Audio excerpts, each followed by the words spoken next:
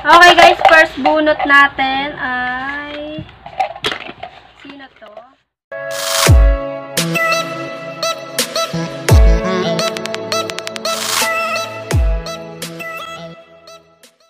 Hey guys, it's me, Linty Manera, and welcome to my YouTube channel. So for today's video, gagawa tayo ng totropahin or jojowain yung mga sikat na YouTuber. So ayun, bago tayo mag-umpisa guys, wala akong ka-makeup na lagay sa aking mukha. So ayan yung natural makeup. Parang ang putla ng labi ko.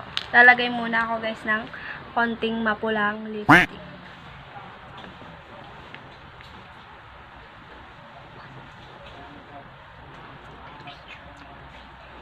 So yun guys, okay na to. Okay na yan. Yun lang yung ating nilalagay sa mukha.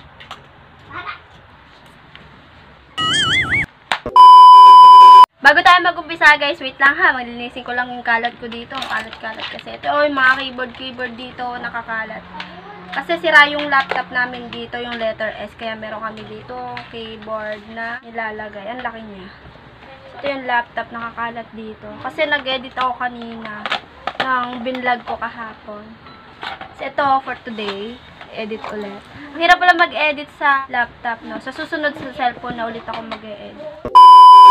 So, yun guys, bago tayo magsimula, please subscribe and click the notification bell para updated kayo sa mga susunod kong videos. Guys, ayos lang ba yung ilaw ko sa pagmumukha ko? Gamit ko ngayon yung ring light na binlog ko kahapon.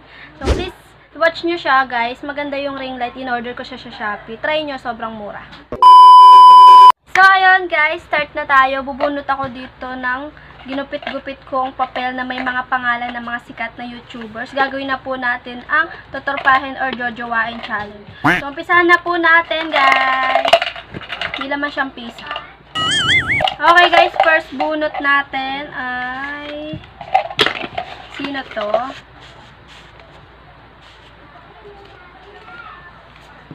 Christian Merc Gray nakalagay. Merc. So, para sa akin, hindi ko siya jojowain. Totropahin ko lang siya. Wala lang, nasasiyahan lang ako. Parang feeling ko masaya siyang kasama. So, ayun, Christian Merc Gray, para sa akin po, totropahin lang po kita. So, yun lang, parang masaya ka lang maging tropa, masaya ka lang maging kasama. Totropahin lang kita. Next bunot tayo, guys. Sino kaya?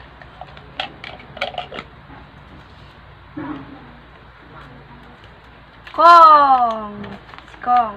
So, para sa akin, ang swerte-swerte ni VK Kong. So, para sa akin, jojowain ko din si Kong. Kasi, parang siya yung pinaka-dream guy ng mga babae ngayon. So, yun. Para sa akin, jojowain ko siya. Piling ko kasi, wala lang, ang bait niya. Okay, next tayo, guys. Sino tong isa? Jason. So, para sa akin, totropahin kita. Kasi, ang sarap mo lang maging tropa kasi bukod sa gago ka, ayun, napapasaya mo lagi si Camille. Pero hindi ko gusto maging jowa ka, gusto kong tropa kasi parang ang sarap-sarap mo din kasama. Okay, next bunot tayo guys. Si Kyo. Yan. Para sa akin, tropahin ko na lang din. Hindi ko siya masyadong kilala guys, lalo na ako, hindi niya ako kilala. So ayun, para sa akin, totropahin ko lang din siya. Okay, next bunot tayo guys. Sino kaya to? Si Ching. So, para sa akin, jojowain ko siya. Kasi parang ang bait-bait niya kay Ate Jai. Tapos, parang isa din siya sa mga dream guy ng mga babae talaga. So, yung mga hinahanap-hanap ko sa isang lalaki nasa kanya na bukod sa may respeto siya sa babae, napapasaya niya pa yung taong mahal niya. Sana all ganun lahat ng lalaki. Okay, next bunot tayo. DJ Lunyo, lalo na to guys. Kinikilig ako dito, lalo na kay Ivana tsaka kay DJ. So, para sa akin, jojowain ko din si DJ Lunyo kasi napaka-pogi niya. Bukod sa pogi na magaling pang magsayaw, tapos mukhang malaki pa yung charot. So, para sa akin, jojowain ko siya. Pero parang mas gusto ko kay Ate Ivana na lang pala siya. Kasi mas bagay silang dalawa. So, sana magkatuluyan silang dalawa ni Ate Ivana.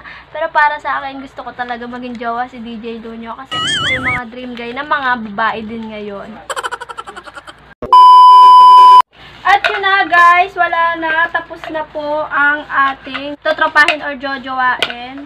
So, nakabuo na naman tayo ng walang kwentang content, guys. Ano ba naman yan? Comment kayo sa susunod kong gagawin para na hindi nakakatamad panoorin yung content na to. Tapos na tayo. Para sa mga susunod na videos, guys, please subscribe and click the notification bell para updated kayo sa susunod kong video. Sa mga gagawin ko pang susunod, please mag-comment kayo, guys. Bye-bye!